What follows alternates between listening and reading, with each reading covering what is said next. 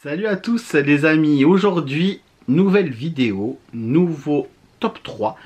Et comme j'avais fait le top 3 des parcs Disney aux États-Unis et en France, des parcs Disney Park de la Walt Disney Company, et je vous avais dit que je ferais, si ça vous plaît, un top 3 des parcs asiatiques, Hong Kong, Shanghai et les deux parcs de Tokyo. Ben écoutez, en commentaire j'ai eu des demandes, ça vous a plu, donc c'est parti.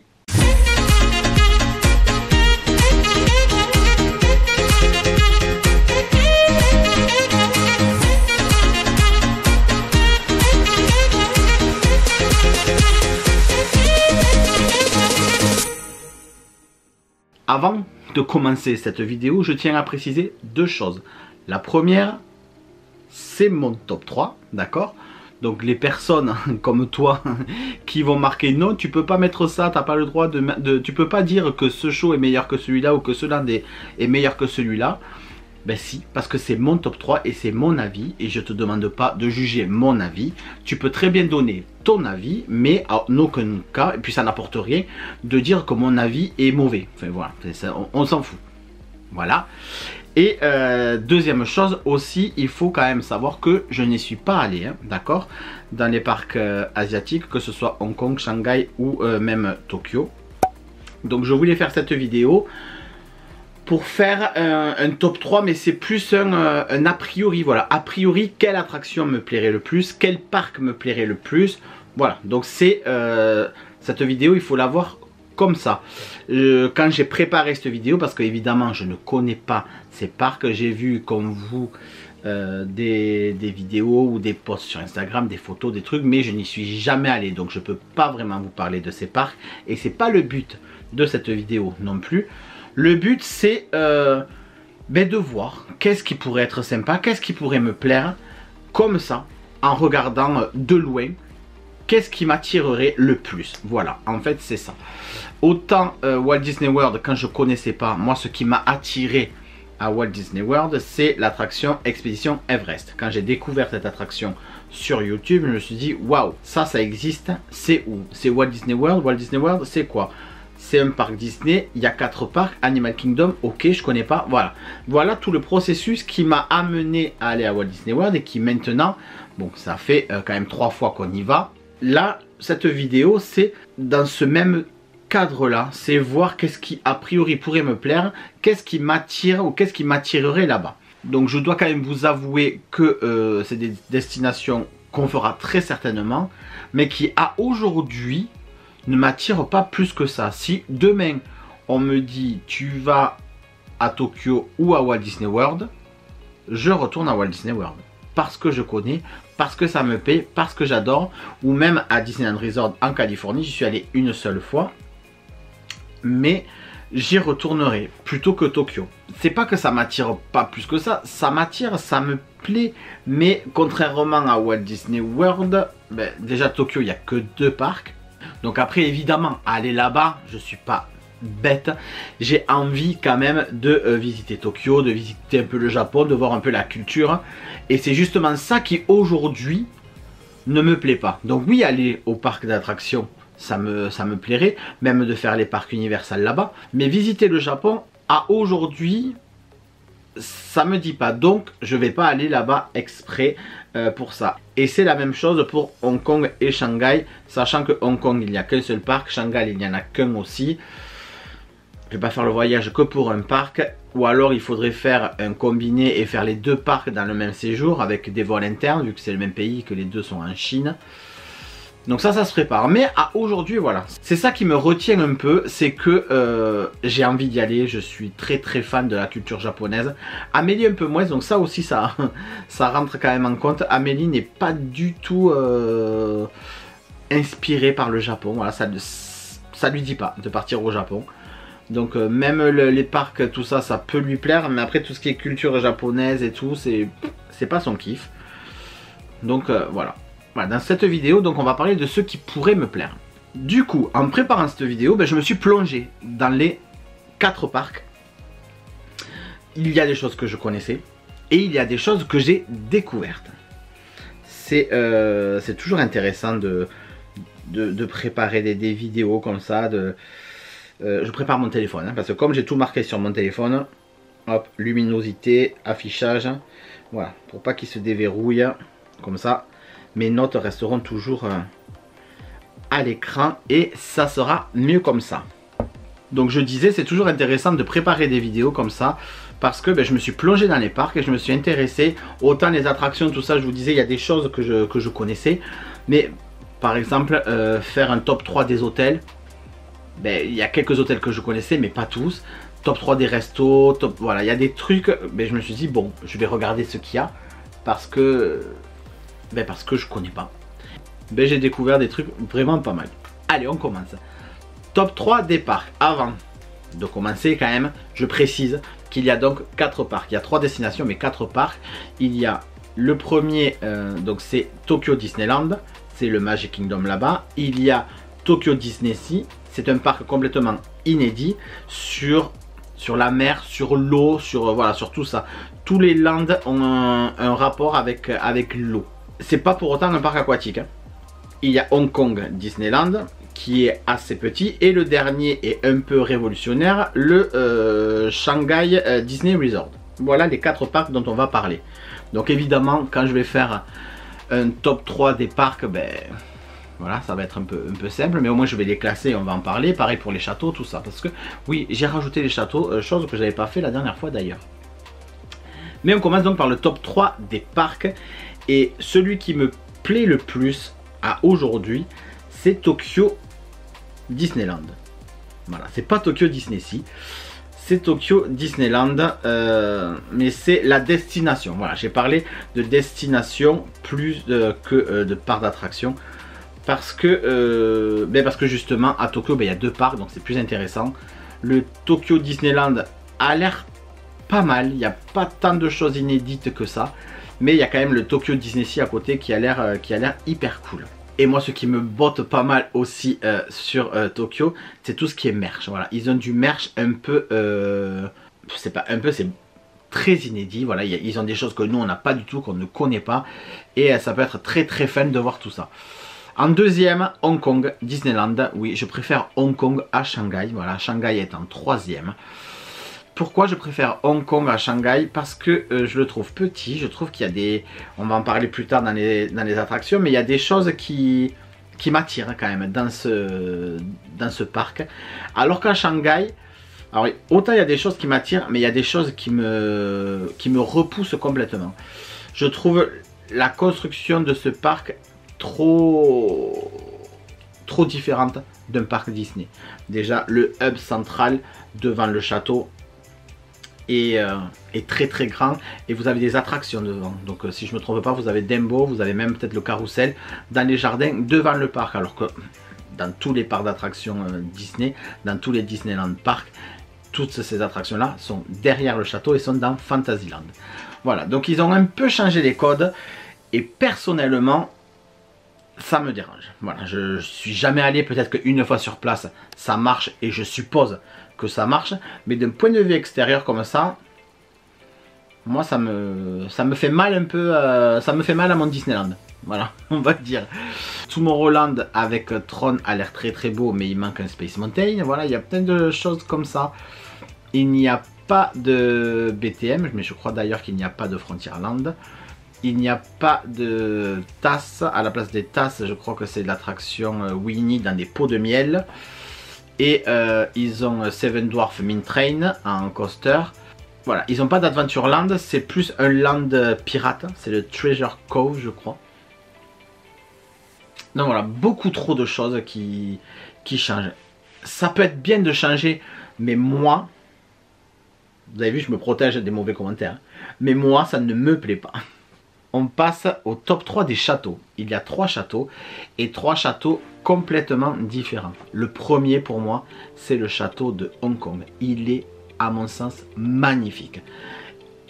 Il a été transformé il y a 2 ans je crois. Je crois que la fin des travaux s'est terminée pendant le Covid. Mais à l'origine c'était la copie du château de Disneyland Resort. Le tout petit château original de Disneyland Resort, le château de Walt, et ils ont décidé de le modifier, de le changer, Et je le trouve très très beau parce qu'il y a des références à toutes les princesses. Il y a une tour qui fait référence à Jasmine, une tour qui fait une référence à Belle, à toutes les princesses. Je crois qu'il y a 13 tours au total. Et je le trouve très très beau, très très élancé, très classe en fait, très... Je sais pas, il est beau. Il est vraiment très très beau, très élégant. Voilà. Il est vraiment très très beau, très élégant. Et il est inédit, il n'existe nulle part ailleurs. Du coup, ils ont réussi à faire quelque chose de bien. Et la base du château qui existait déjà est toujours là. Mais elles se font très bien avec tout ça. Et ouais, je trouve ce château très très beau. En deuxième, c'est le château de Tokyo. C'est le château de Cendrillon. Qui était la copie conforme de celui de Walt Disney World, de Magic Kingdom. Sauf que depuis les 50 ans, là, ils ont complètement rechangé les couleurs de celui d'Orlando, de Magic Kingdom. Donc il est beaucoup plus dans les roses. Ce qui, moi, a priori, m'aurait dérangé, mais en le voyant sur place, ben, c'est pas mal. Et celui-là est resté dans les gris bleus. Donc voilà, celui-là est quand même très joli. Et en 3, encore Shanghai. Voilà, c'est le deuxième top. Et je remets encore Shanghai en dernier. Qu'est-ce qui me plaît pas dans ce château? C'est que pour moi, il est trop massif. Il est trop gros. Il y a vraiment... Tout à l'heure, je parlais que je trouvais très élancé le château de Hong Kong. Mais celui-là, au contraire, il est vachement large à la base. Il est imposant. Il est trop mastoc. Il est pas du tout élégant, quoi. Alors là, pour le coup, il n'est pas du tout élégant, il me fait pas rêver. Honnêtement, je ne le trouve pas beau. C'est pas que il est moins beau. Non, non, franchement, je ne l'aime pas. Il est pas beau pour moi. Top 3 des hôtels. Donc là, j'ai dû regarder parce que je connaissais pas vraiment les hôtels. Et les 3 hôtels que j'ai mis, il y en a qu'un seul que je connaissais. Et ceux que je connaissais, déjà, je les ai pas mis. Il y a en premier le Tokyo Disney Celebration Hotel, qui est un des derniers hôtels à avoir ouvert, qui est un hôtel value. Et je trouve la thématisation trop belle. Les chambres sont magnifiques. Le hall d'entrée avec les tasses là comme ça. Vous avez des tasses et en fait c'est des tables et les chaises et vous pouvez patienter là ou boire un café ou attendre votre bus ou lire un bouquin. Enfin, faites ce que vous voulez. Mais voilà, vous pouvez vous poser là. Je trouve beau et raffiné pour un value, franchement, ils ont fait ça très très bien. Deuxième hôtel que j'ai découvert là, c'est le Disney Explorer Lodge et il est à Hong Kong. C'est un des 3 hôtels de Hong Kong, ou des 2 hôtels, non il y en a 3 je crois. Et il est super beau. Il est super beau parce qu'il reprend la thématisation de l'Explorer Club. Et l'Explorer Club, c'est quoi? C'est en fait une société secrète. Ce serait une société secrète appelée la SEA, la Société des Explorateurs et des Aventuriers. Et donc, elle possède son lot de théories et d'anecdotes. Elle est présente dans plusieurs parcs. Vous la retrouvez à Tokyo et je crois que à Tokyo Disney Sea, l'attraction de la Tote, c'est sur l'Explorer Club. À Disneyland Paris, avant le Colonel Attiz, le restaurant de pizza qu'il y a à Adventureland, il s'appelait l'Explorer Club Restaurant. Vous avez donc à Hong Kong ça, il y a aussi l'attraction Mystic Manor de Hong Kong. Donc voilà, plusieurs petites attractions, plusieurs petits indices disséminés un peu partout dans le monde, dans les parcs, sur cette société secrète donc d'explorateurs et d'aventuriers. Et en thématisation, ça va être un mix entre le Sequoia Lodge, entre l'Animal Kingdom Lodge. Voilà, c'est un peu ce genre de thématisation. Et l'hôtel est somptueux. C'est un deluxe. C'est un hôtel qui, à mon avis, n'est pas donné du tout. Mais c'est un hôtel qui me plaît beaucoup et que j'ai découvert là en faisant cette vidéo. Et le troisième hôtel donc dans ce top 3, c'est le Tokyo Toy Story Hotel.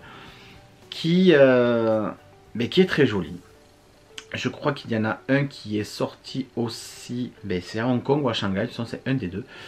Celui-là à Tokyo il est plus sympa. Alors j'aime pas trop le système de bar d'hôtel, mais l'intérieur est vraiment très très beau. Le lobby très coloré, on est vraiment dans le dessin animé de Toy Story. Les chambres sont très très belles. Donc voilà, c'est à Shanghai. C'est à Shanghai l'autre hôtel de Toy Story. Mais celui de Tokyo a ma préférence. Top 3 des restos.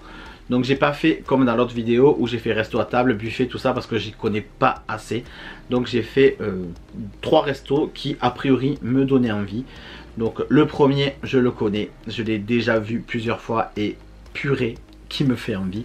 C'est à Tokyo encore et c'est le Queen of Hearts Banquet Hall. Donc c'est le banquet de la Reine de Cœur. Et il se trouve donc à Tokyo dans le Disneyland Park et il a l'air magnifique. L'intérieur est super joli, super thématisé. On est vraiment dans les jardins de la Reine de Cœur. Et ce qui est sympa là-bas, c'est que vous pouvez acheter, alors c'est soit des boissons, des desserts ou des plats, mais les desserts, par exemple la glace va vous être servie dans une cup, dans un verre, un gobelet, que vous pourrez ramener et qui est aux couleurs du restaurant, avec la Reine de Cœur, avec des dessins, du dessin animé d'Alice au Pays des Merveilles. Pareil, vous pouvez avoir des plateaux ou des assiettes. Donc ça c'est très sympa.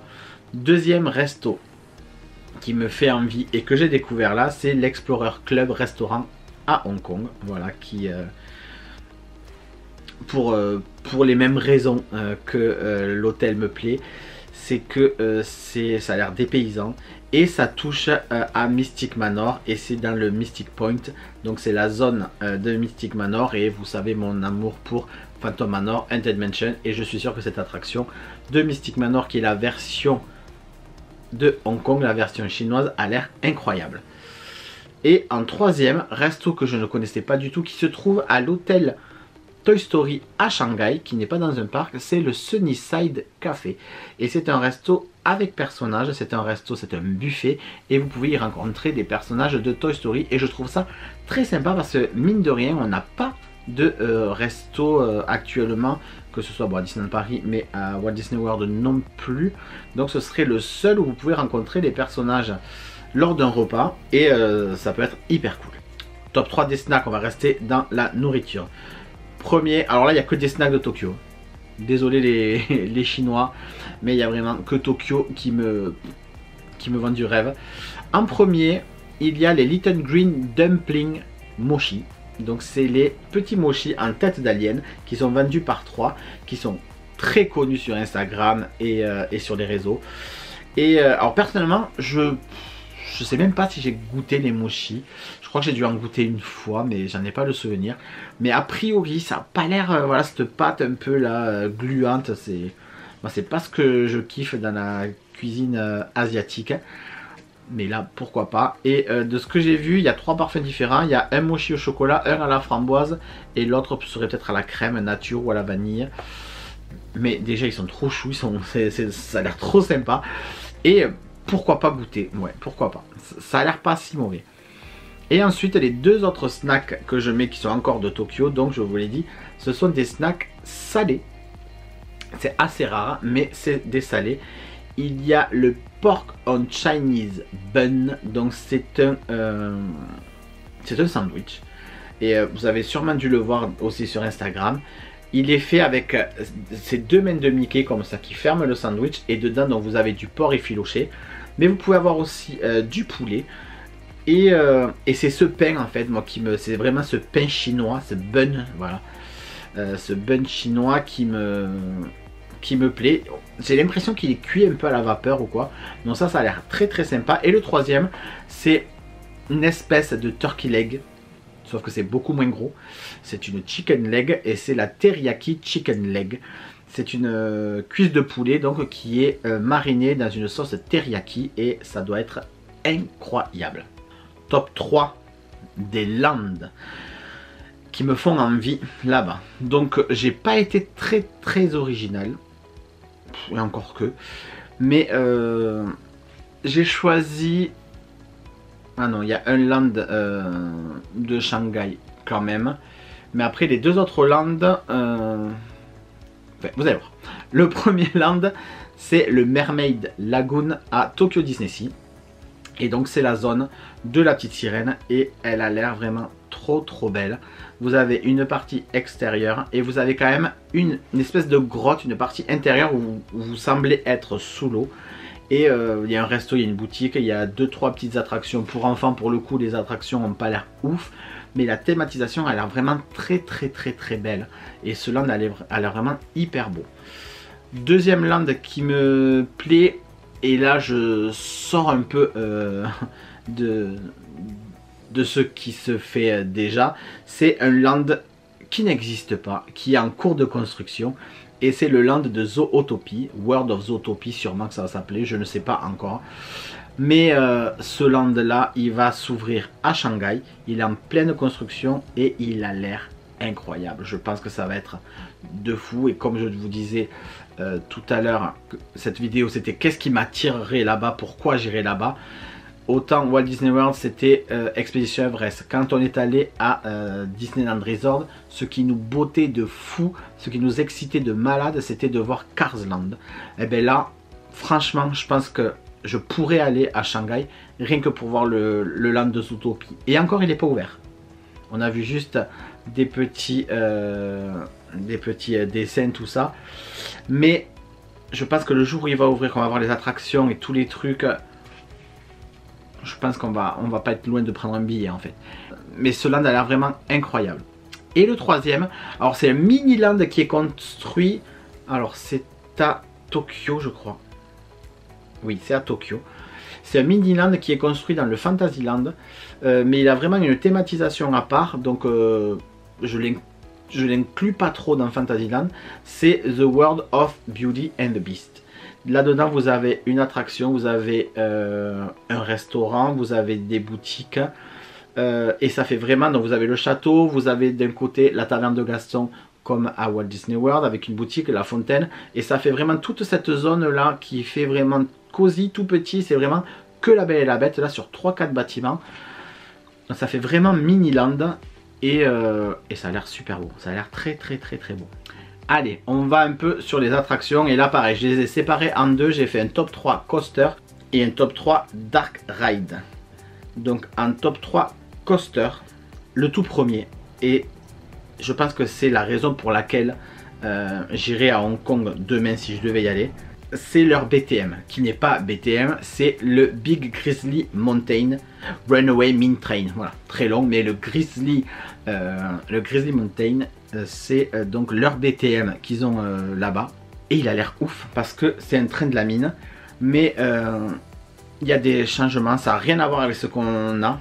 Vous faites un parcours en avant, puis vous changez de rail et vous repartez après en marche arrière et vous rechangez de rail et vous finissez avec la partie la plus rapide qui se finit donc en marche avant aussi. C'est hyper innovant et c'est hyper fun. De ce que j'ai pu voir, le coaster est pas très haut comme on peut l'avoir dans BTM, tout ça. C'est assez plat. Et c'est vraiment dissimulé dans le land. Donc vous pouvez marcher, vous avez des passerelles et vous voyez le train qui passe dessus, dessous. C'est vachement bien intégré au land. Et ça a l'air cool, ça a l'air vraiment très cool. En deux, je mets Tron quand même. Parce que ce coaster a l'air ouf. Ce coaster est à Walt Disney World là. Il vient d'ouvrir. Hein, donc je ne l'ai pas encore testé, je le testerai bientôt j'espère. Mais Tron Light Cycle Power Run à Shanghai. C'est le tout premier du genre. Et je dois quand même avouer que ce coaster me fait envie. Voilà. Si on met ce coaster et Zootopia, ouais, peut-être que je pourrais aller un jour à Shanghai. Ouais. Et troisième ride, alors, les Asiatiques ne sont pas friands de sensations fortes. Ils sont pas friands d'inversion, ils aiment pas trop se faire peur. J'ai eu du mal à trouver des coasters, des rides. C'est pour ça que j'ai mis celui-là en troisième, parce que c'est pas vraiment un coaster, c'est plus un ride. C'est Splash Mountain. Désolé. Mais j'aime tellement cette attraction, elle est fermée à Walt Disney World et elle va réouvrir dans quelques années ou dans quelques mois en version donc Tiana sur la princesse et la grenouille, le Tiana Bayou. C'est la seule version qui reste de Splash Mountain à aujourd'hui, c'est celle de Tokyo. Je suis tellement fan de cette attraction, je ne pouvais pas ne pas la mettre. Top 3 Dark Ride, et là c'est chaud. Là c'est chaud parce que ben, c'est un top 4. C'est un top 4, j'étais obligé. Parce que, comme je vous disais, voilà, ils sont pas friands d'attractions, de sensations fortes. Mais voilà, tout ce qui est Dark Ride, immersion, ça ils aiment et ils savent faire et ils le font très bien. La toute première, c'est la toute dernière qui a ouvert. Je vous parlais du land de la Belle et la Bête qu'il y a à Tokyo. Et du coup, ben ça c'est l'attraction phare de ce coin, de ce mini-land. C'est Enchanted Tale of Beauty and the Beast. Et waouh! Et waouh, ce Dark Ride a l'air incroyable. Donc c'est un trackless comme pour Ratatouille, Rise of the Resistance. Donc il n'y a pas de rail. Vous baladez dans les décors comme ça. Mais les décors sont ouf. Vous avez la Belle et la Bête qui danse à la fin. Vous avez la scène du festin avec c'est la fête. Et vous avez des décors qui changent, le lustre qui arrive. Enfin, ça a l'air hyper bien fait. Les audio animatronics sont de malades, sont trop beaux. Voilà pourquoi j'ai mis celle-là en premier. Parce qu'il y en a d'autres, vous allez voir. Je suppose que vous allez me dire, mais pourquoi t'as pas mis celle-là en premier? Parce que je préfère les autres. Voilà. En deux, je mets Mystic Manor parce que je vous en parlais il n'y a pas 5 minutes. Je suis fan de Phantom Manor, je suis fan d'Haunted Mansion et donc cette atmosphère un peu hantée me plaît. Sauf que là-bas, ils n'ont pas tourné comme ça. Ils ont tourné, donc vous visitez le manoir d'un explorer, donc d'une personne qui fait partie donc de l'Explorer Club. Et donc il y a un singe qui fait des bêtises. Et donc la visite va pas très bien se passer. Ça a l'air hyper bien fait. Donc on est loin de tout ce qui est fantôme, tout ça. Mais il y a quand même de la magie, il y a quand même des choses qui se passent. Et je crois que c'est un trackless aussi. Et cette attraction a l'air dingue. Elle a l'air complètement dingue.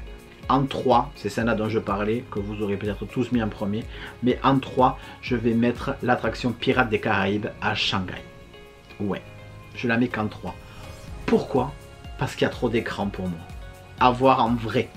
Mais de ce que je vois, il y a beaucoup d'écrans. Et je trouve que l'écran casse un peu l'immersion. C'est pour ça que j'ai mis en premier Enchanted Tale with Beauty and the Beast. Parce que c'est des animatroniques. C'est vraiment l'origine, la base de ce que Disney fait le mieux en fait. C'est ce que Disney fait le mieux. Et les écrans, c'est beau. Ça rend l'immersion vraiment très bonne.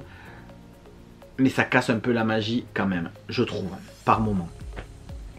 Mais là, l'attraction Pirates des Caraïbes, vous passez quand même dans des gros bateaux, vous avez des écrans en fond, donc ça a l'air quand même d'être assez bien fait, mais il y a quand même peut-être beaucoup trop d'écrans pour que ça soit en premier. Et donc la quatrième, c'est une attraction moi qui me tente de fou depuis très longtemps, et je crois que c'est peut-être celle qui me tente le plus de ce parc là. Donc on part du parc Tokyo Disney Sea et c'est Voyage au centre de la Terre. Voilà, c'est l'attraction que vous avez dans le grand volcan au centre de ce parc. Et je sais pas trop comment, est-ce que c'est un dark ride, est-ce que c'est un coaster, parce qu'il y a quand même de la vitesse sur la fin, mais ça ressemblerait plus à un truc du genre test track en fait. Mais cette attraction a l'air belle, elle est forcément innovante, elle est inédite, on voit ça nulle part. Ça parle donc du voyage au centre de la Terre de Jules Verne. On est dans le rétro-futuriste. On est dans le même thème que notre Discoveryland original. Et cette attraction me plairait beaucoup. Alors on arrive à la fin de cette vidéo. Il reste 2 top 3. Le premier c'est le top 3 des parades.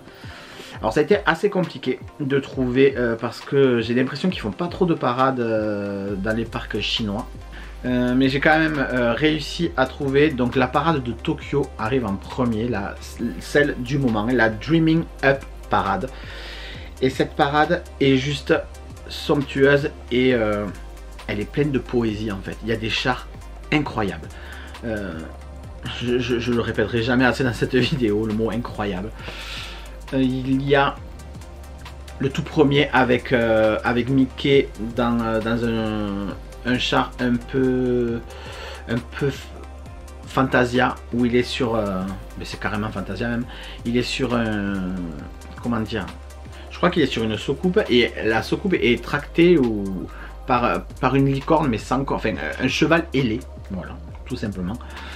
Et ce que moi me plaît dans cette parade, c'est que tous les chars sont en mouvement.